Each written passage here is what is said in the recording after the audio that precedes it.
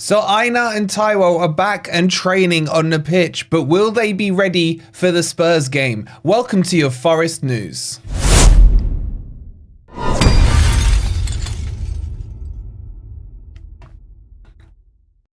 Good morning, good evening, or good night. Hope you guys are doing well, and welcome to your latest Forest news. Coming up, we're going to talk about injuries and are they ready or are they being rushed back? We got some more sound bites really from Nuno's presser, which I'll talk you through. If you're enjoying the content, please don't forget to hit the like button.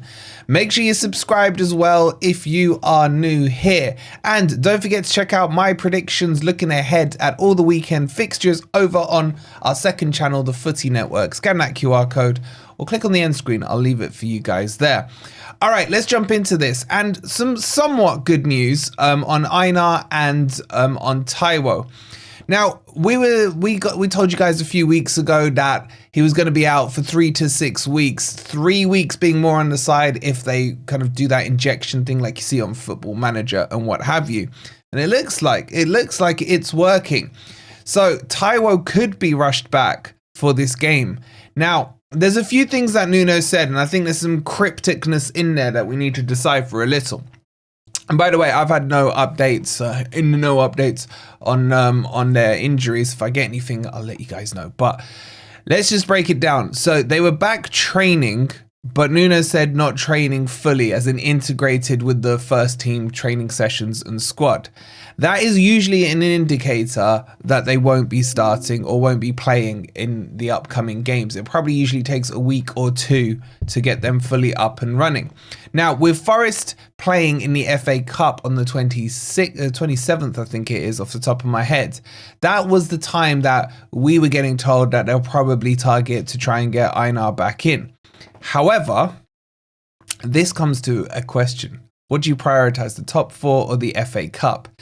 For me personally, if there's a chance that Aina can be rushed a week earlier and play in this Spurs game, it's a tough one. Okay, let's take out, aside from it, the human thing. Obviously, you don't want a player getting a worse injury by playing early, right? Let's put that to one side. I'm talking about the importance.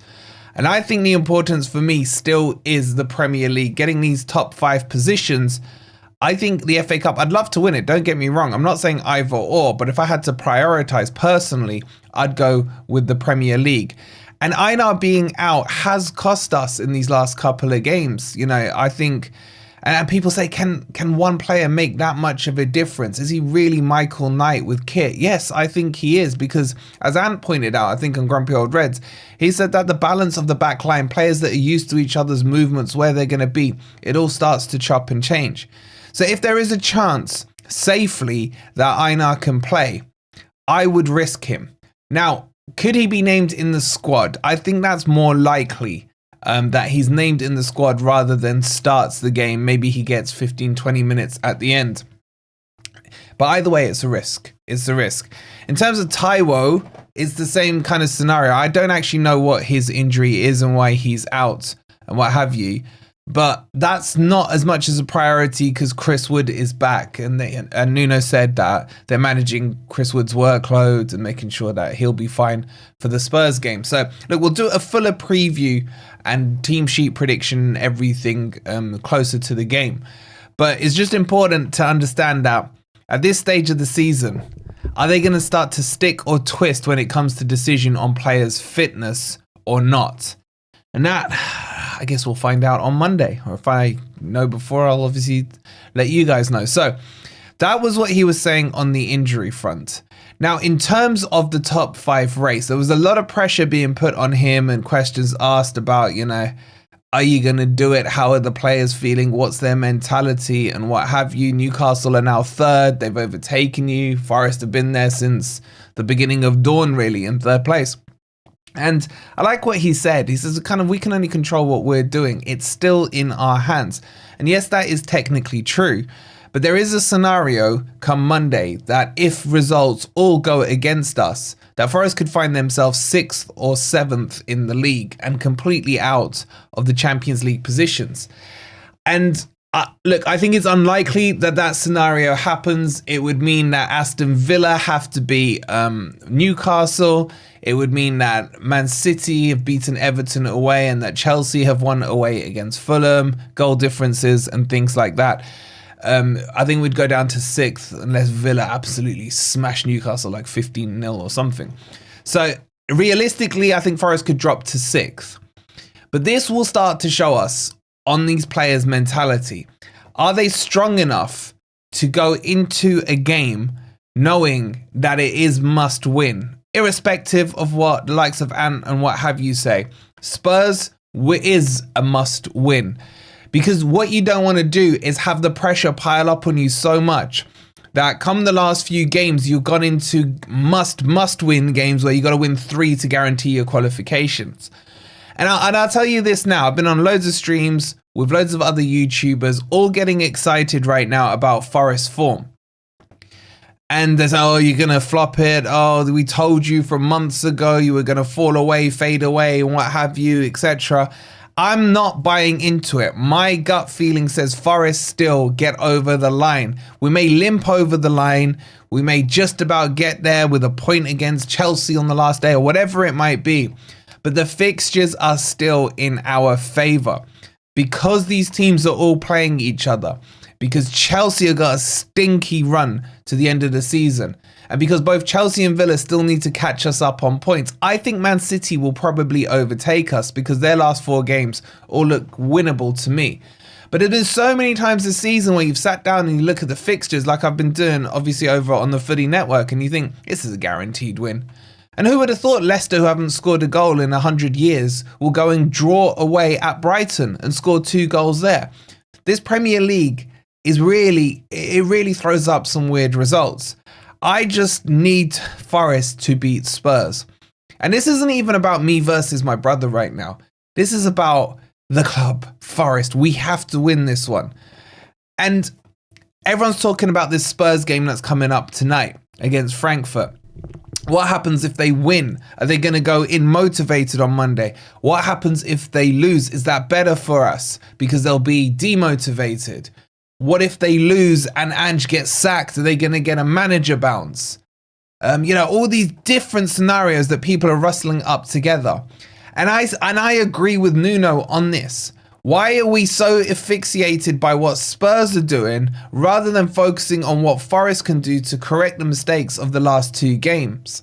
Surely Spurs, even let's just say they go out tonight. And by the way, my stance on it is go to extra time. I don't care if they go through or out. Actually, I'd rather they went out because I don't want my brother with a trophy. But anyway, as long as Forest fix the problems they've done, Spurs, even if Ange goes tonight, right? Even if they leave him in Frankfurt, Spurs will not be able to fix all their problems overnight. They won't go from a disorganized team to suddenly being an organized team playing pep ball and all this stuff with a good defensive shape and everything. Because realistically, if Ange gets sacked, he will get sacked tomorrow. That's Friday. That's Good Friday. So are they going to sack him? I don't know, maybe. Let's assume he does. That then gives, and it will be Mason who comes in because he was the one who comes in. There's no time for them to switch it up. Mason will come in. That gives him Saturday and Sunday and say Monday as well. He's got 3 days to sort everything out. Now that is enough time. But what I'm certain of is that Spurs won't have the manager who they want to replace Ange in place either. And I don't see the logic in Spurs getting rid of Ange, even if they go out tonight, because they haven't got their next manager lined up. And when you sack a manager, it's to improve your current position. Well, Spurs can't re-enter themselves into the Europa League. They can't get into Europe via the league. And they're probably, I wish they would, get relegated.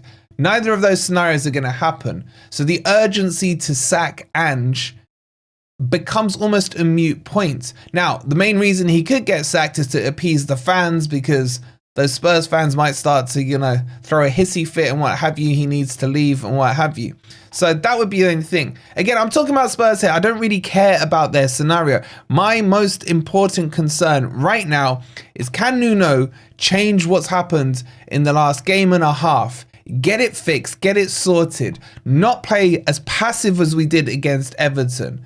Not play like a team that was on the beach, not a team that was third and challenging for those Champions League spots. He has to address that. But he can't address it with his number one philosophy, which is just get a clean sheet. Because a clean sheet does not necessitate you win the match. Clean sheet, your baseline there is a 0-0 draw. I will, and I stand by this, I'd rather win the next 6 games 2-1 or 5-4 or 7-6 or whatever it is, rather than get 0-0, because those give me 3 points. And that's the difference here. I think the mentality just has to be a bit more positive in what he's putting into the players. And we should, and we could and should beat Spurs on Monday. But I got a bad feeling about it. But we'll break down the whole Spurs thing as we get closer to the game. So those are the kind of key headlines from Nuno's presser. Talking about Aina and on Taiwo. The rest of it was really about the mentality side of things, and can Forest do it? And he says, you know, it's in our hands, and I agree with him. But what do you guys feel? Well, actually, you know what? I'm going to contradict myself. Do you think Ange is in the dugout on Monday against Forest? Let me know in the comments down below. And do you not think I look like him? Because all the Spurs fans keep going on about it. Anyway, we will see you on the next video. If you haven't already, please don't forget to hit the like button. Make sure you're subscribed as well if you are new here. And if you're still here, go and check out my predictions for this weekend. They are a little biased towards Forest, I can't lie. Come on, you Reds.